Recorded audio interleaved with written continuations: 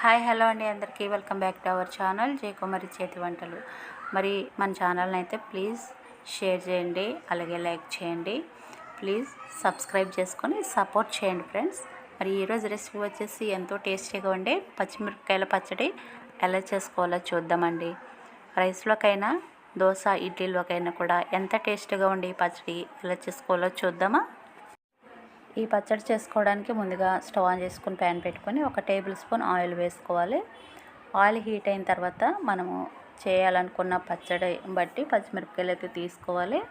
అందులోకి ఒక ఆనియన్, మనం ఎన్ని పచ్చిమిరపకాయలు తీసుకున్నా ఒక ఆనియన్ అయితే కంపల్సరీగా వేసుకోవాలి, అప్పుడే టేస్ట్ బాగుంటుంది. ఈ రెండింటిని కూడా కొంచెం వేగనివ్వాలి. నేను ఇక్కడ తెల్లగా ఉన్న పచ్చిమిర్చి తీసుకున్నాను. మనం కొంచెం డార్క్ గ్రీన్ ఉన్న పచ్చిమిర్చి తీసుకుంటే బాగా కారం ఎక్కువగా ఉంటుంది, మనం అవి తినలేము పచ్చడి. ఈ పచ్చిమిరపకాయల పచ్చడికి ఈ కలర్లో ఉన్న పచ్చిమిరపకాయలు అయితేనే బాగుంటుంది. ఇప్పుడు దీంట్లోకి కొద్దిగా జీలకర్ర కూడా వేసి వేయించుకోవాలి. అలాగే దీంట్లోకి కొన్ని వెల్లుల్లిపాయ రెబ్బలు కూడా వేసుకోవాలి. కొద్దిగా చింతపండు కడిగి వేసేసుకోవాలి. అలాగే కొంచెం కొత్తిమీర. ఇది కొత్తిమీర పచ్చడి కాదు కాబట్టి కొద్దిగా వేసుకుంటే సరిపోతుంది. కొత్తిమీర ఎక్కువ వేసుకొని అవసరం లేదు. వీటన్నిటిని కూడా ఒక 2 నిమిషాల పాటు మూత పెట్టేసి మగ్గనివ్వాలి. మూత పెట్టేస్తే మనకి చక్కగా మగ్గిపోతాయి. 2 నిమిషాల తర్వాత చూడండి ఎంత చక్కగా మగ్గిపోయాయో. ఇవి ఒకసారి కలుపుకోవాలి. ఇప్పుడు దీంట్లోకి ఒక చిటికెడంతా పసుపు వేసుకోవాలి.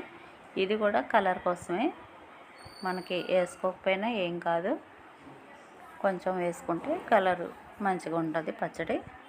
ఇది కూడా కొంచెం కలిపేసుకొని 1 నిమిషం పాటు విధంగా కలుపుకొని మన స్టవ్ ఆపేసుకొని ఇంకా వీటిని చల్లారనివ్వాలి. మనకి పాసిబుల్ అయితే రోట్లో ఈ పచ్చడిని చేసుకుంటే బాగుంటుంది, లేదంటే మిక్సీలో అయినా కూడా చేసేయచ్చు అనమాట. నేనైతే ఈరోజు మిక్సీలోనే చేసేసాను, రోట్లో చేసే టైం లేక. చూడండి ఇలా వేగాయి కదా, ఇంకా స్టవ్ ఆపేసి దీన్ని చల్లగా అవనివ్వాలి. పచ్చిమిరపకాయలు చల్లగా అయిన తర్వాత మిక్సీ జార్లోకి వేసి దీంట్లోకి కొంచెం సాల్ట్ కూడా వేసేసి మిక్సీ పెట్టేసుకోవాలి. మనం వైట్ పచ్చిమిరపకాయలు తీసుకున్నాం కాబట్టి పచ్చడి అంత స్పైసీగా ఏముండదు, మనం తినగలిగేటట్టు ఉంటుంది. ఇలా సాల్ట్ వేసేసుకొని ఈ విధంగా మిక్సీ పట్టేసుకోవాలి. చూడండి మనం మిక్సీలో వేసాం కాబట్టి బాగా మెత్తగా అయిపోయింది. అదే మనం రోట్లో నూరుకుంటే కనుక చక్కగా ఉల్లిపాయ ముక్కలు అవి ఇవి మధ్యలో కనిపిస్తూ బాగుంటాయి అన్నమాట. దీనికి చాలా సింపుల్గా పోపు పెట్టేసుకోవాలి. కొంచెం ఆయిల్ వేసుకోవాలి. ఆయిల్లో కొద్దిగా ఆవాలు అలాగే కరివేపాకు వేసుకొని పోపు పెట్టుకోవాలి. చూడండి ఇక్కడ మనకి ఇది వేగిపోయింది కదా, ఇప్పుడు పచ్చడి దీంట్లోకి వేసేసుకోవాలి. మామూలుగా పచ్చడిలో పోపు వేస్తాం కదా, కానీ ఇది ఇలా వేసుకుంటే బాగుంటుందన్నమాట. అంతే అండి, ఇంకా స్టవ్ ఆపేసుకోవచ్చు. చూసారు కదండి నోరూరించే గుమగుమలాడే పచ్చిమిరపకాయల పచ్చడి ఎలా చేసుకోవాలో. ఇది నేను దోశల్లోకి చేశాను, అందుకని మిక్సీ పట్టేశాను అనమాట. దోశల్లోకి అయితే ఇలా మెత్తగా బాగుంటుంది, దోశ ఇడ్లీలోకి. అదే రైస్లోకి అయితే మనం రోట్లో చేసుకుంటే పచ్చాగా అన్నట్టు బాగుంటుందన్నమాట. మిక్సీలో వేసినా సరే బాగా మెత్తగా అయిపోలేకుండా తీసేసుకోవాలి, బాగుంటుంది.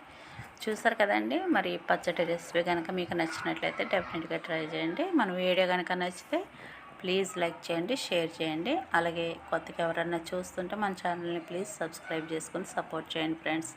మరి మరొక వీడియోతో మళ్ళీ కలుసుకుందాం. థ్యాంక్ యూ అండి, థ్యాంక్ యూ ఫర్ వాచింగ్.